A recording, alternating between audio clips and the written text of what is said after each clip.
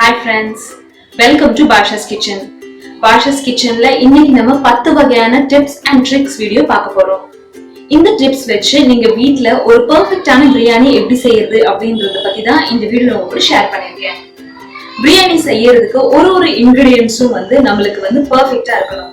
அப்பதான் நம்மளுக்கு ஒரு பெர்ஃபெக்ட்டான பிரியாணி நம்ம வீட்லயே ப்ரிப்பேர் பண்ண முடியும். சோ ஒரு பெர்ஃபெக்ட்டான பிரியாணி எப்படி செய்யறது அப்படின்றத பத்தியான 10 வகையான டிப்ஸ் தான் இந்த வீடியோல உங்களுக்கு ஷேர் பண்ணிருக்கேன். வாங்க பார்க்கலாம். டிப் நம்பர் 1 என்ன அப்படின்னு பார்த்தீங்கன்னா, பாஸ்மதி அரிசியில் நீங்கள் பிரியாணி ப்ரிப்பேர் பண்ணும்போது லாங் கிரெயின் ரைஸாக இருக்கா அப்படின்னு செக் பண்ணி வாங்கிக்கோங்க. நீங்கள் எந்த பிராண்ட் பாஸ்மதி அரிசி வாங்கினீங்கனாலும் சரி, கீழே லாங் கிரெயின் அப்படின்னு மென்ஷன் ஆயிருக்கான்னு பார்த்துக்கோங்க. பாஸ்மதி அரிசியில் நிறைய வகைகள் இருக்குது. அதில் இந்த மாதிரி சின்ன சின்ன அரிசியும் கிடைக்கும், இந்த மாதிரி லாங் கிரெயின்ஸும் கிடைக்கும். லாங் கிரெயின் பாஸ்மதி அரிசி வாங்கி நீங்கள் மட்டன் பிரியாணியோ இல்லை சிக்கன் பிரியாணியோ ப்ரிப்பேர் பண்ணும்போது அரிசி நல்லா நீளமாக வரும். டிப் நம்பர் 2 என்ன அப்படின்னு பார்த்தீங்கன்னா, நம்ம பிரியாணிக்கு யூஸ் பண்ணுற இஞ்சி பூண்டு பேஸ்ட் அது நல்ல ஒரு அரோமா நம்மளோட பிரியாணிக்கு கொடுக்கும். அதே நீங்கள் பழைய இஞ்சி பூண்டு பேஸ்ட்டை யூஸ் பண்ணீங்க அப்படின்னா அந்த அளவுக்கு அதில் டேஸ்ட்டும் அரோமாவும் வராது. அதனால நீங்கள் பிரியாணி எப்போ ப்ரிப்பேர் பண்ணாலும் சரி, ஃப்ரெஷ்ஷான இஞ்சி பூண்டு பேஸ்ட் யூஸ் பண்ணுறோமா அப்படின்றது செக் பண்ணிக்கோங்க. ஒரு நாள் முன்னாடியே இஞ்சி பூண்டு பேஸ்ட்டை அரைச்சி வைக்க வேண்டியது இருக்குது. நிறைய பிரியாணி செய்யணும் அப்படின்னு நினச்சிங்கன்னா இஞ்சி பூண்டு பேஸ்ட்டை அரைச்சிட்டு அதில் 2 டேபிள் ஸ்பூன் அளவுக்கு சூடான எண்ணெய் ஊற்றி பாட்டில் ஜாரில் சேவ் பண்ணி வச்சுக்கோங்க. டிப் நம்பர் 3 என்ன அப்படின்னு பார்த்தீங்கன்னா, நீங்கள் சிக்கன் பிரியாணி செஞ்சீங்கனாலும் சரி, மட்டன் பிரியாணி செஞ்சீங்கனாலும் சரி, நல்லா அதை மேரினேட் பண்ணி ஒரு 30 மினிட்ஸ்க்காச்சும் அட்லீஸ்ட் நீங்கள் வச்சிடணும். சிக்கன் பிரியாணி செஞ்சீங்க அப்படின்னா கண்டிப்பான முறையில் ஒரு 30 to 40 மினிட்ஸ் அதை நீங்கள் மேரினேட் பண்ணணும். தயிர், மிளகா, உப்பு இதெல்லாம் போட்டு நல்லா அதை மேரினேட் பண்ணி வைக்கிறதுனால நம்மளுக்கு கறியில் உப்பு காரம் நல்லா இறங்கியிருக்கும். அதை நம்ம பிரியாணி செய்யறதுக்கு யூஸ் பண்ணும்போது அதோட அரோமாவும் ஃப்ளேவரும் நம்மளுக்கு பிரியாணியில் நல்லாயிருக்கும். இல்லாட்டினா நம்மளுக்கு பீசஸ் எல்லாம் சக்கையாக டேஸ்டே இல்லாமல் இருக்கும்.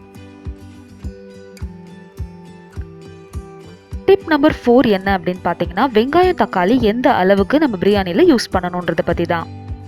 பிரியாணியில் யூஸ் பண்ணுற வெங்காயம் தக்காளி நம்ம ஸ்லைஸ் பண்ணிடுவோம்.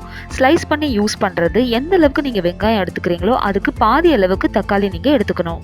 ஒரு 10 வெங்காயம் ஸ்லைஸ் பண்ணுறீங்க பிரியாணி செய்கிறதுக்கு அப்படின்னா கரெக்டாக 5 இல்லை 6 தக்காளி மட்டுமே அதுக்கு கட் பண்ணி எடுத்து வச்சுக்கணும். இது ஒரு யூனிவர்சல் ரேஷியோ அப்படின்றதுனால நீங்கள் எந்த பிரியாணி செஞ்சாலும் இதே வகையில் தான் செய்யணும்.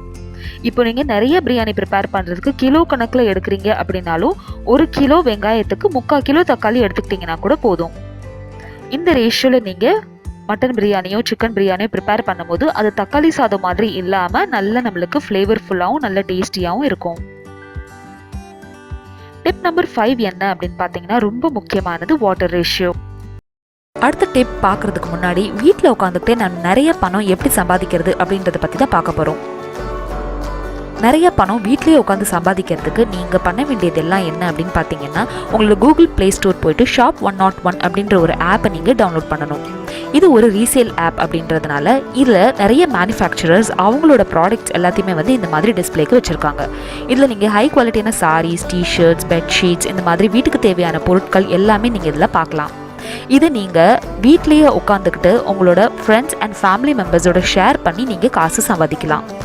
இதில் நம்ம நம்மளுக்கு எந்த ப்ராடக்ட் பிடிச்சிருக்கோ அந்த ப்ராடக்ட் இந்த மாதிரி செலக்ட் பண்ணிவிட்டு ஷேர் அப்படின்னு கொடுத்தோன்னா நம்மளோட வாட்ஸ்அப் குரூப்பில் இல்லை ஃபேமிலி மெம்பர்ஸ் குரூப்பில் இதை நீங்கள் ஷேர் பண்ணலாம். இதில் கீழே ஏர்ன் அப்படின்ற ஒரு ஆப்ஷன் இருக்குது பாருங்கள். அதில் நீங்கள் எவ்வளோ மார்ஜின் உங்களுக்கு வேணும் அப்படின்றது நீங்கள் அதில் செட் பண்ணிடணும். நீங்கள் அதில் என்ன செட் பண்ணியிருக்கீங்களோ அந்த பைசா தான் உங்களுக்கு ப்ராஃபிட்டாக வரப்போகுது. நீங்கள் அமிச்ச ப்ராடக்ட்டில் எந்த ப்ராடக்ட் அவங்களுக்கு பிடிச்சிருக்கோ அதை அவங்க ஆட் டு கார்ட்டில் கொடுத்துட்டு அவங்களோட அட்ரஸ் டீட்டெயில்ஸ் எல்லாத்தையும் இதில் மென்ஷன் பண்ணாங்க அப்படின்னா அவங்களோட ஆர்டர் ப்ளேஸ் ஆயிரும். ஆர்டர் ப்ளேஸ் ஆனதுக்கப்புறமா ஷாப் 101 அவங்களுக்கு டெலிவர் பண்ணிடுவாங்க. நீங்கள் எந்த பைசாவும் இன்வெஸ்ட் பண்ண வேண்டிய அவசியம் இல்லை. அண்ட் ரொம்ப முக்கியமான விஷயம் என்ன அப்படின்னா, இதில் கேஷ் ஆன் டெலிவரியும் இருக்குது. நீங்கள் என்ன மார்ஜின் செட் பண்ணியிருக்கீங்களோ அதுதான் உங்களுக்கு ஏர்னிங்ஸாக வரும். இந்த ஏர்னிங்ஸ் எல்லாத்தையுமே ஷாப் 101காரவங்க எவ்ரி ஃப்ரைடே உங்களோட அக்கௌண்ட்டில் ட்ரான்ஸ்ஃபர் பண்ணிடுவாங்க. ஸோ வீட்டில் நம்ம ப்ரொடக்டிவாக இல்லை வீட்டில் ஒரு 3 hours நம்மளுக்கு ஃப்ரீயாக இருக்குது, அந்த டைமை நம்ம ப்ரொடக்டிவாக யூஸ் பண்ணணும் அப்படின்னு நினைக்கிறவங்க இந்த ஆப்பை டவுன்லோட் பண்ணி ரீசேல் பண்ணலாம். இந்த ஆப் பற்றியான டீட்டெயில்ஸை நான் கீழே டிஸ்கிரிப்ஷன் பாக்ஸில் கொடுக்குறேன், நீங்கள் பார்க்கலாம். பிரியாணி செய்யறதுக்கு நம்ம 2 வகையா சாப்பாடை அதில் வந்து செஞ்சு ஆட் பண்ணலாம். ஒன்று சாப்பாடை தனியாக வடிச்சிட்டு சேர்த்துக்கலாம். அப்படி இல்லைன்னா சாப்பாடை கிரேவியோடு சேர்த்து மொத்தமாக தண்ணி ஊற்றியும் செய்யலாம். இப்போ நீங்கள் சாப்பாடை தனியாக வடித்து செய்கிறீங்க அப்படின்னா இந்த மாதிரி தனியாக ஒரு பாத்திரத்தில் தண்ணி வச்சுட்டு ஊற வச்சிருக்கிற பாஸ்மதி அரிசியை இந்த சுடுதண்ணியில் சேர்த்துட்டு அதை நம்ம இந்த மாதிரி வடித்து எடுத்துக்கணும். இந்த மாதிரி செய்கிறதுனால என்ன ஆகும்னா நம்மளுக்கு வாட்டர் ரேஷியோ கரெக்டாக நம்ம அதில் வந்து அளந்து தண்ணி ஊற்றணும் அப்படின்ற அவசியம் இருக்காது. ஸோ பிகினர்ஸாக இருக்கீங்க அப்படின்னா இந்த மாதிரி வடித்து கொட்டி நீங்கள் வந்து பிரியாணி செய்கிறதுக்கு பார்க்கலாம். ஏன்னா இந்த மாதிரி செய்யும்போது நம்மளுக்கு ஒரு கிளாஸ் அரிசிக்கு 2 கிளாஸ் தண்ணி தான் விடணும், இல்லை நிறைய விடணும், இல்லை கம்மியாக விடணும் அப்படின்ற அந்த கன்ஃபியூஷன் வந்து நம்மளுக்கு வராது. ஸோ வடித்து செஞ்சீங்க அப்படின்னா தண்ணியோட அளவு எந்த அளவுக்கு இருக்கணும் அப்படின்றத பற்றி நீங்கள் கவலைப்பட வேண்டிய அவசியம் இல்லை. இதே பிரியாணியை நீங்கள் வடிக்காமல் தண்ணி அளந்து ஊற்றி செய்கிறீங்க இந்த மாதிரி அப்படின்னா வந்து நம்ம கறி வேக வச்ச தண்ணி அதோடு சேர்த்து எக்ஸ்ட்ரா தண்ணி அதையும் வந்து நம்ம அளந்து ஊற்றிக்கணும். பாஸ்மதி அரிசி லாங் கிரெயினை பொறுத்த வரைக்கும் நீங்கள் 1 கிளாஸ் அரிசிக்கு 2 கிளாஸ் தண்ணி சேர்த்துக்கணும்.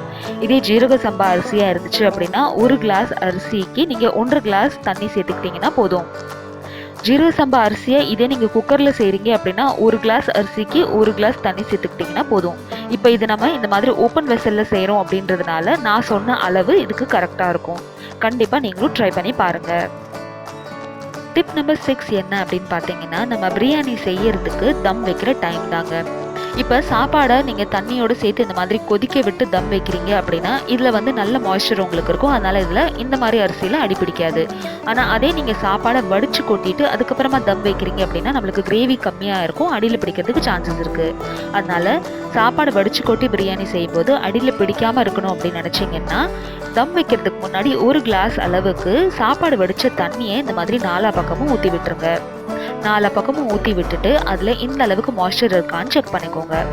தம்மில் பார்த்தீங்கன்னா அட்லீஸ்ட் ஒரு 10 to 15 மினிட்ஸ் ஆச்சு நீங்கள் லோ ஃப்ளேமில் வச்சுட்டு அதை ஒரு ½ அன் ஹவருக்கு அப்படியே விட்டுறணும். அதனால் நம்மளுக்கு சாப்பாடு அடியில் பிடிக்காமல் இருக்கணுன்றதுக்காக இந்த மாதிரி நம்ம அதில் கொஞ்சம் கஞ்சி தண்ணியை சேர்த்துடணும். இந்த மாதிரி சாப்பாடு வடித்து எடுத்து நீங்கள் பிரியாணி செய்யும்போது கொஞ்சமாக கஞ்சி தண்ணி விட்டுட்டு அதுக்கப்புறம் தம்மில் செஞ்சிங்கன்னா இந்த அளவுக்கு நல்லா பொழுணும் நல்ல டேஸ்டியாகவும் நம்மளுக்கு பிரியாணி கிடைக்கும். கண்டிப்பாக இந்த முறையை ட்ரை பண்ணி பார்த்துட்டு உங்களுக்கு வடிச்சு சோறு போட்டு பிரியாணி எப்படி வந்துச்சு அப்படின்றத எனக்கு கமெண்ட் செக்ஷனில் சொல்லுங்கள். இந்த வீடியோ உங்களுக்கு யூஸ்ஃபுல்லாக இருக்குது அப்படின்னு நினச்சிங்கன்னா இந்த வீடியோக்கு ஒரு லைக் கொடுங்க. என்னோட சேனலை ஃபர்ஸ்ட் டைம் பார்க்குறீங்கன்னா கண்டிப்பாக சப்ஸ்கிரைப் பண்ணுங்கள். டிப் நம்பர் 7 என்ன அப்படின்னு பார்த்தீங்கன்னா நம்ம பிரியாணிக்கு யூஸ் பண்ணுற ஹோல் ஸ்பைசஸ். பிரியாணிக்கு எப்பயுமே பட்டை, கிராம்பு, ஏலக்காவை இந்த மாதிரி முழுசாக யூஸ் பண்ணிடணும். இந்த மாதிரி ஹோல் ஸ்பைசஸாக சேர்க்கறதுனால நம்ம வேறு எந்த பவுடரும் இதுக்கு அடிஷ்னலாக ஆட் பண்ண வேண்டிய அவசியம் இல்லை. நிறைய பேர் என்னோட பிரியாணி ரெசிபி வீடியோவை பார்த்துட்டு இதில் நீங்கள் பிரியாணி மசாலா சேர்க்கல, அதே மாதிரி வந்து சின்ன வெங்காயம் அரைச்சி விடலை, புதினா அரைச்சி விடலை அப்படின்னு நிறைய பேர் கேட்டிருக்கீங்க. ஆனால் முஸ்லீம் ஸ்டைல் பிரியாணி செய்கிறதுக்கு வெறும் பட்டை, கிராம்பு, ஏலக்காய் போட்டிங்கன்னா போதுங்க. அந்த அளவுக்கு இதில் வந்து நல்ல டேஸ்டியாகவும் நல்ல ஃப்ளேவரும் நம்மளுக்கு கிடைக்கும். இப்போது இதே பிரியாணியை வந்து நீங்கள் பட்டை, கிராம்பு, ஏலக்காவை அரைச்சி விட்டும் செய்யலாம். இதுலேயே நீங்கள் வந்து அன்னாச்சி பூ, பிரிஞ்சி இலை, ஜீரகம் அதெல்லாம் சேர்த்திங்கன்னா ரொம்ப வந்து வேறு ஒரு ஃப்ளேவராக கிடைக்குமே தவிர பிரியாணியோட அந்த வாசனை நம்மளுக்கு வராது. இதே பட்டை, கிராம்பு, ஏலக்காவை நீங்கள் மிக்ஸி ஜாரில் சேர்த்துட்டு பவுடராகவும் சேர்த்துக்கலாம். ஆனால் அதை கூட நம்ம வந்து நிறைய சேர்த்துக்கக்கூடாது. எந்த அளவுக்கு நீங்கள் ஹோல் ஸ்பைசஸ் சேர்த்துக்க போகிறீங்களோ அந்த அளவுக்கு மட்டும் நீங்கள் அரைச்சி இந்த மாதிரி எண்ணெயில் ஃபஸ்ட்டே அதை நீங்கள் சேர்த்துடணும். கண்டிப்பாக இந்த ஹோல் ஸ்பைசஸை சேர்த்து நீங்களும் பிரியாணி செஞ்சு பாருங்கள். டிப் நம்பர் 8 என்ன அப்படின்னு பார்த்தீங்கன்னா நம்ம என்ன பிரியாணி செஞ்சாலும் சரி அதில் தயிர் அப்புறம் வந்து லெமன் கண்டிப்பாக நம்ம யூஸ் பண்ணணும். தயிர், லெமன் வந்து யூஸ் பண்ணுறதுனால என்ன ஆகும் அப்படின்னு பார்த்தீங்கன்னா பிரியாணியில் வந்து நல்லா நம்மளுக்கு டெண்டரைஸ் ஆகி இருக்கும். அதே மாதிரி லெமனோட டேஸ்ட் வந்து நம்மளுக்கு பிரியாணியில் ஃப்ளேவரை நல்லா என்ஹான்ஸ் பண்ணி கொடுக்கும். அதனால் கொஞ்சமாக லெமன் அப்புறம் தயிர் ரெண்டுமே வந்து சிக்கன் பிரியாணிக்காக இருந்தாலும் சரி, மட்டன் பிரியாணியாக இருந்தாலும் சரி கண்டிப்பாக சேர்த்துக்கணும். டிப் நம்பர் 9 என்ன அப்படின்னு பார்த்தீங்கன்னா நிறைய பேர் பிரியாணி செய்யும்போது நிறைய கொத்தமல்லி அப்புறம் புதினா சேர்த்துக்குவாங்க. நிறைய கொத்தமல்லி, புதினா சேர்த்துக்கிறதுனால என்ன ஆகும்னா நம்மளுக்கு பிரியாணி ஃபுல்லாக வெறும் இலையாக இருக்குமே தவிர அந்த பட்டை, கிராம்போட வாசனையை அடிச்சிடும். நிறைய இலை சேர்த்துக்கிறதுனால வெறும் பச்சை இலையாக தான் இருக்குமே தவிர அது பார்க்குறதுக்கும் புதினா சாதம் மாதிரி நம்மளுக்கு இருக்கும். அதனால அந்த அளவுக்கு புதினாவும் கொத்தமல்லியும் நிறைய சேர்த்துக்காம கொஞ்சம் திட்டமாகவும் கொஞ்சம் லிமிட்டடாகவும் சேர்த்துக்கிட்டிங்கன்னா நல்லா உங்களுக்கு டேஸ்ட் கிடைக்கும். லாஸ்ட் பட் நாட் லீஸ்டா டிப் நம்பர் 10 என்ன அப்படின்னு பார்த்தீங்கன்னா எந்த பிரியாணி செஞ்சாலும் சரி தம் வச்சதுக்கப்புறம் 1/2 மணி நேரத்துக்கு டிஸ்டர்ப் பண்ணக்கூடாது.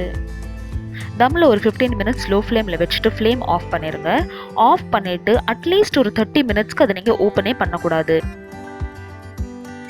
அதுக்கு மேலேயும் உங்களுக்கு டைம் இருக்குது, 1 மணி நேரம் கூட அப்படியே இருக்கட்டும் அப்படின்னு நினச்சிங்கன்னா கூட நீங்கள் வச்சிடலாம். ஒரு 30லேருந்து 40 நிமிஷத்துக்கு பிரியாணியை அப்படியே விட்டுட்டிங்கன்னா தான் அதோட ஃப்ளேவர் நல்லா நம்மளுக்கு என்ஹான்ஸ் ஆகி உப்பு காரம்லாம் இறங்கி நல்ல சூப்பரான டெலிஷியஸான பிரியாணி ரெசிபி நம்மளுக்கு கிடைக்கும். நான் சொன்ன இந்த 10 வகையான டிப்ஸ் எல்லாத்தையும் ஃபாலோ பண்ணி நீங்களும் உங்கள் வீட்டில் ஒரு சூப்பர் டெலிஷியஸான பிரியாணி ரெசிபியை கண்டிப்பாக ட்ரை பண்ணி பாருங்கள். பிரியாணி செய்யும் போது வரக்கூடிய ஆல்மோஸ்ட் எல்லா டவுட்டையும் இந்த வீடியோவில் நான் கிளியர் பண்ணியிருப்பேன் அப்படின்றத நம்புகிறேன். இதுக்கு மேலே உங்களுக்கு ஏதாச்சும் டவுட் இருந்துச்சு அப்படின்னா கண்டிப்பாக எனக்கு கமெண்ட் செக்ஷனில் கேளுங்க.